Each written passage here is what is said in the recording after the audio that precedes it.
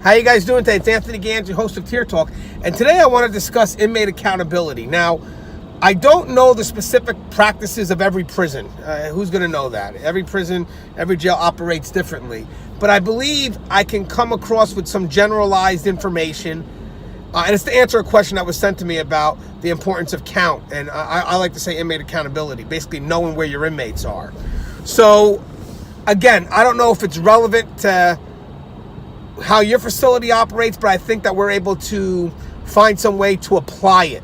So it may not be able to be applied specifically, but maybe generally. Again, it all depends on how your prison or jail operates. But today, that's what we're going to talk about real quick. The importance of inmate accountability, knowing where your inmates are. One of the most important parts of our job. One of the most important parts of what we do. So real quick, guys, if you haven't, the show is for those brave men and women who work behind that wall in the shadows of justice. If you guys haven't, please subscribe, interact, engage, share these videos, get those videos out there, and hit that bell. That bell is going to notify you every time I post up a video. I stand by for our sponsors. I wanted to attend a university that had an intelligence program. I wanted to look at problems different. I wanted to increase my critical thinking abilities. AMU offered those avenues to expand. Obtaining your degree as an adult, you're actually paying yourself and investing in yourself. You can't put a dollar on it, it's priceless. It's something that can never be taken away from you. American Military University. Learn from the leader.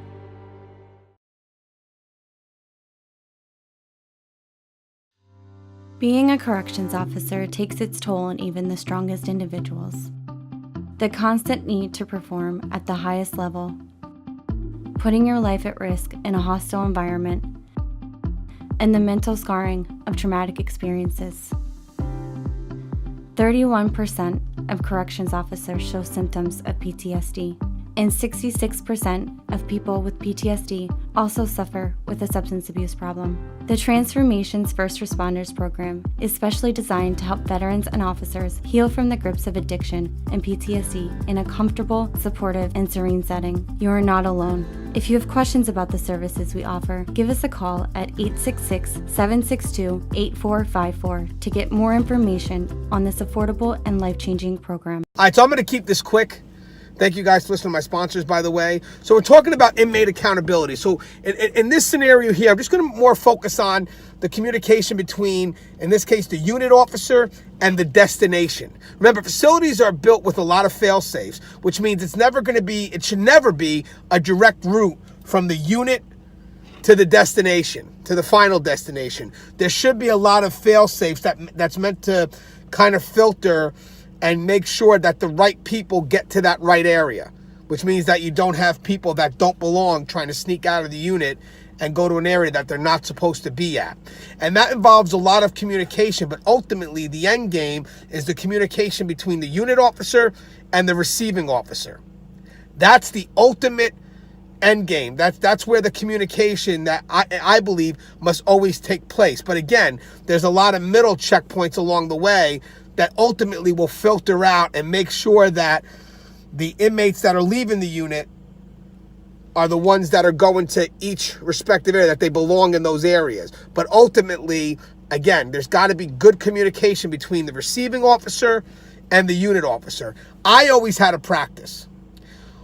I knew obviously which inmates are coming to my area, so how many inmates were coming and who they were.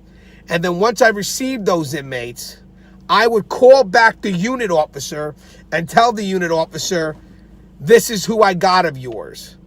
So you were sending me 5, I received 5, this is who they are, name and number, make sure everything's the same, just always to be on the same page. And that was good because we both knew exactly where our inmates were. You sent me 5, I called you and confirmed that I got your 5. I used to hate officers that, if I was a unit cop, just to make sure, sometimes I would call up the receiving cop and say, hey, what inmates do you got on mine? I got 5. How many you got? And they would hang up. I used to hate that. Because I'm standing there trying to confirm, like, well, you should know who you have out. I do. I'm just confirming that my 5 got to you. I know they left the unit, but I need to know if they got to you. So again, I was all for that communication between the final result, the end game, the officer in the unit and the officer at that destination, okay? That communication to me is paramount. That communication has to happen because in my opinion, I don't want an inmate wandering around for God knows how long, going into areas they're not supposed to be. I want to make sure that if I sent you out 5 inmates, you got 5, and I want to know that immediately. So the moment you hear, hey, movement is done, you should be able to call me and say, hey, I've gotten your 5. And if you haven't gotten my 5, I want to know that. Because that means, let's say that you didn't get 1, and I know I sent out 5, I want to know immediately where that 1 is. Because I sent out 5. You should have received 5. Now, if that receiving officer does not call me back or chooses not to take my phone call, I have a problem with that. Because I have no way of knowing that my 5 inmates made it to you. I mean, I can call one of those fail-safe points, but I want to call the destination because that's where that inmate should be. So again, the fail-safe, they may know, but I want to know if that officer in that final destination received my inmate. Did you see my inmate? So again, I'm sending out 5. I want to know if you got that 5. I always encourage communication between that officer that's letting the inmate out, so let's say a unit officer in this example, and the destination where they're supposed to be. I encourage that. So please, again, just a word of advice, because right now I know that there are some times where that communication isn't there. Some people will choose to hang up on the other. If there's a unit officer and they're looking to confirm that their 5 is there, because maybe it could be an officer that switched shifts. Now I'm coming in on second shift and I just want to validate that my inmates are there because I wasn't there when they were let out. The officer said they were there and he says I have 5 out, but I just want to make sure. So when I call you, do you have these 5? So you can tell me, oh yes, I have these 5. But if you choose not to take my phone call, I think that's a major problem. I would go as far as an officer that if I'm calling you and I'm asking you and you're not helping me, I may go as far as getting a supervisor. Because I need to know where those inmates are. Even though they're not in my direct line of sight, if I'm that unit cop, if I'm that point of origin, I need to be accountable for those inmates. Someone comes in and says, hey, where are your inmates? I need to know because that's the point of origin. That's where they're coming from. Also, on another end, if the receiving officer is in need of an inmate, and if by chance you're the unit officer and that inmate is in another area that's not in your unit, it's the unit officer's responsibility to call that other area and tell that other area you need that inmate sent here, which means have the inmate sent back to the unit so I can now call them and say the inmate is now here and he's going your way. Again, we're all talking about communication. It's just all about communication.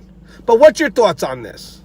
Have you ever made a phone call, find out if your inmates were there and the other officer just hung up? Because it happens. Because that was the question I got. I'm just curious about your comments, but do you agree that there should definitely be some communication between the point of origin, the officer who, let's say the unit officer, and the destination? I see nothing wrong with that communication. Once the movement's closed, let's communicate. Let's make some phone calls to make sure what I sent out got to that location. Again, we know they may have passed through these fail-safes, but ultimately, I want to know if the inmate got to you. I want the word to come from the officer who's supposed to receive those inmates directly. As always, love you guys. Guys, if you haven't, please subscribe, interact, engage, and hit that bell. That bell will notify you every time I post up a video. And again, the show is Tear Talk. My name's Anthony Gangi. Love you guys. Stay safe.